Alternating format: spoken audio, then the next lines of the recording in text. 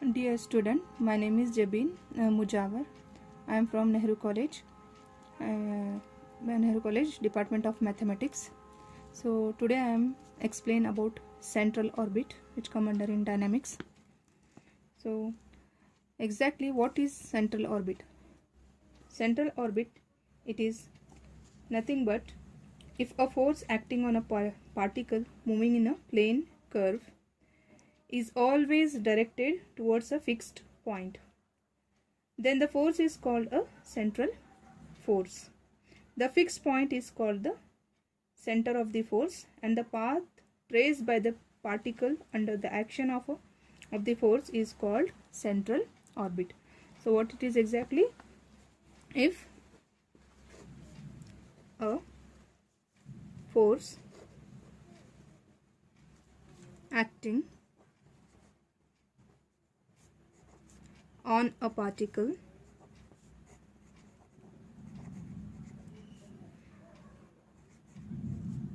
moving in a plane curve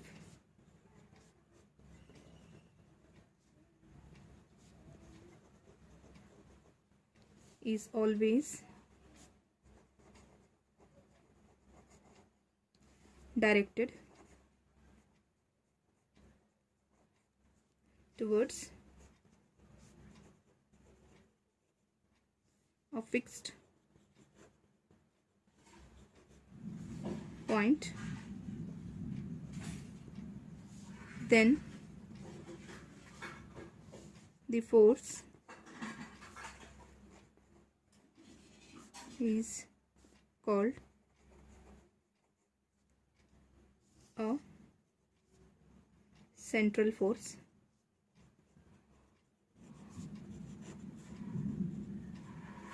The fixed point is called the center of the force.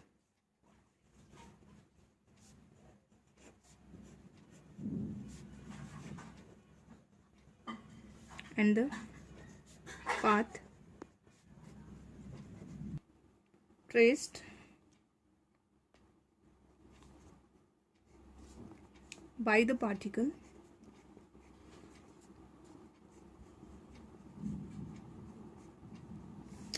under the action of the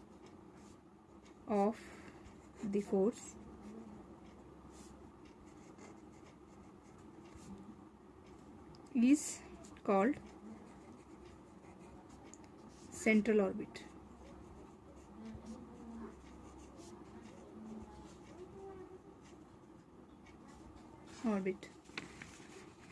So this is nothing but the definition of a central orbit. So if a force acting on a particle moving in a plane curve is always directed towards a fixed point, then the force is called a central force. The fixed point is called the center of the force, and the path traced by the particle under the action of the force is called a central orbit. So here we seen some examples which come under physics, that is according forces are central, how it should be it including gravity and electromagnetic force, which described by certain example, like it may be a Newton's universal gravitational law and Coulomb's law. So next I'll go for derivation of a differential equation of the central orbit. Derivation of the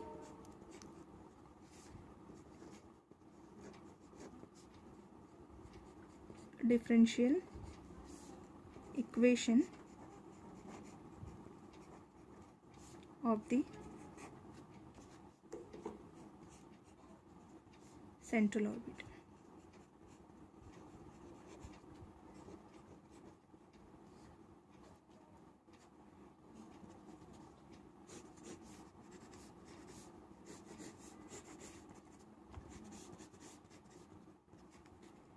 So here I'll draw a diagram for this. This is nothing but the axis. We call it as a OX. That should be a X axis.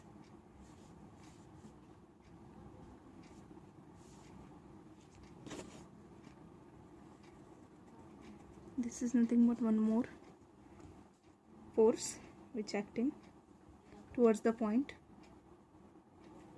Here we mix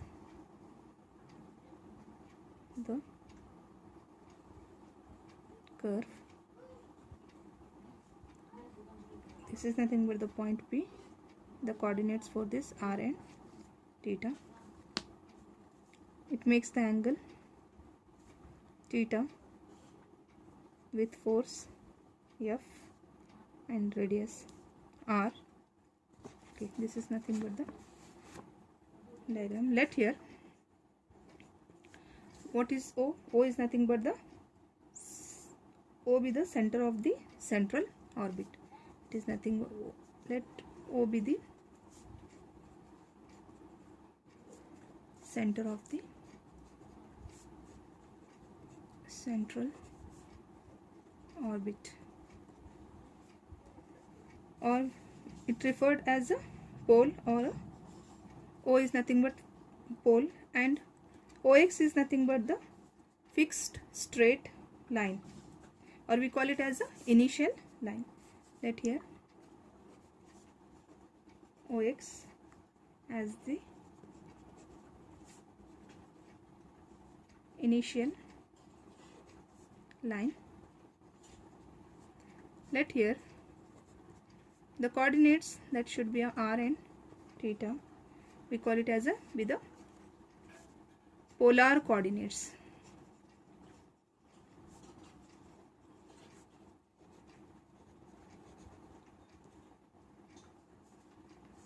At the point P and at time t. Let here F be the acceleration.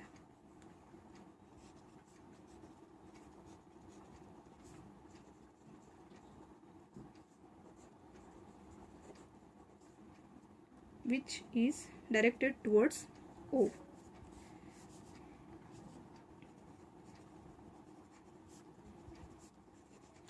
Directed towards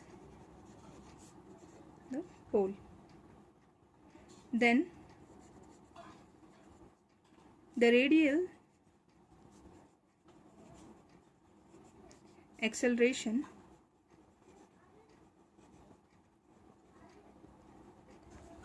by Newton's law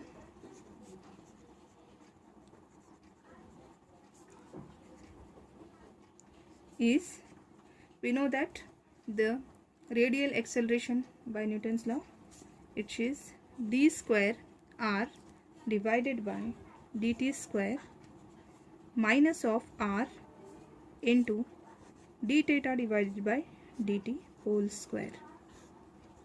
It is equals to minus f, and give it, this is nothing but our equation number 1.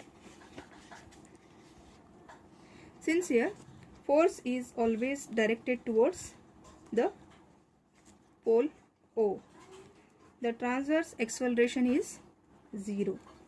So since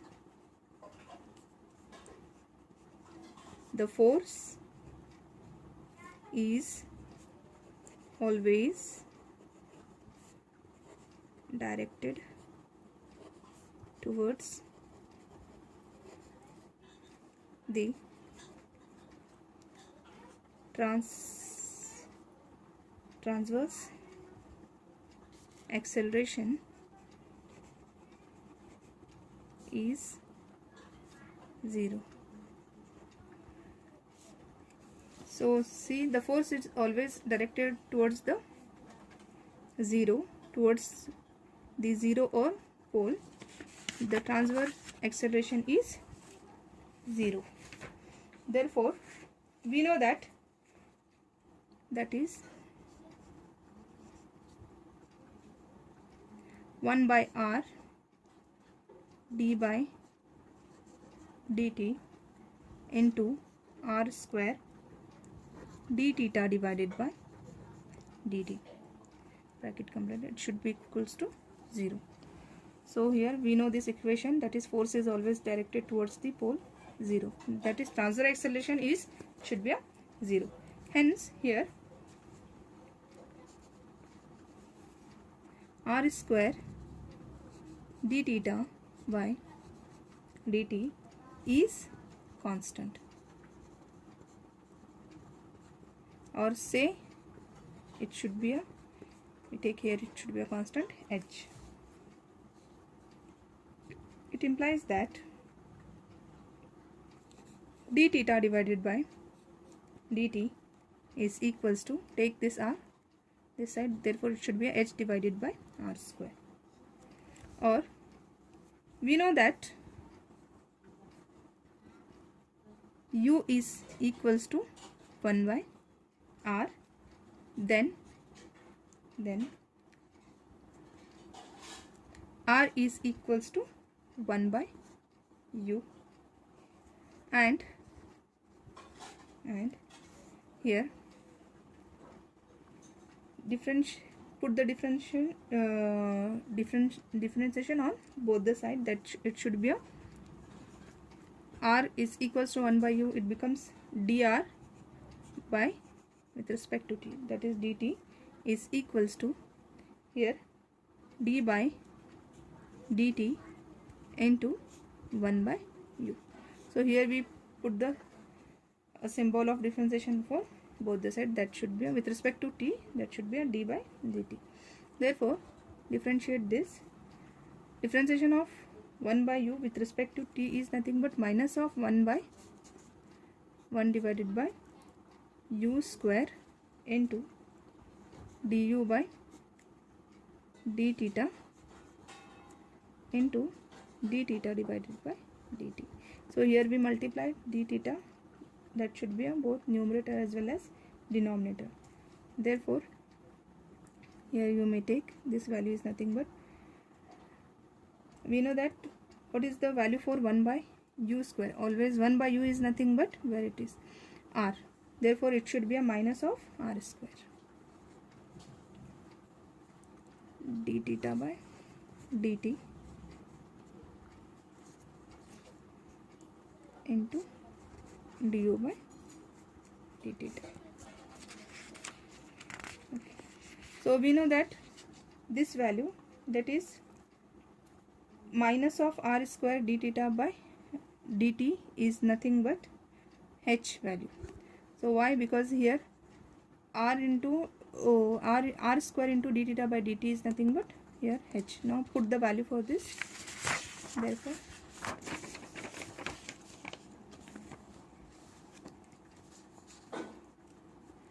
is equals to minus of h into du by d theta, or you may write using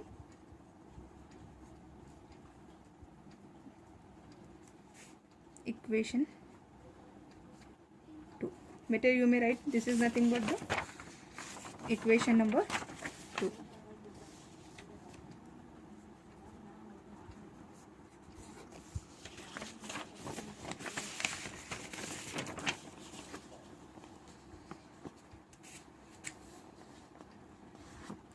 Again, so here completely you may write dr by dt value is nothing but minus h du divided by d theta. Differentiating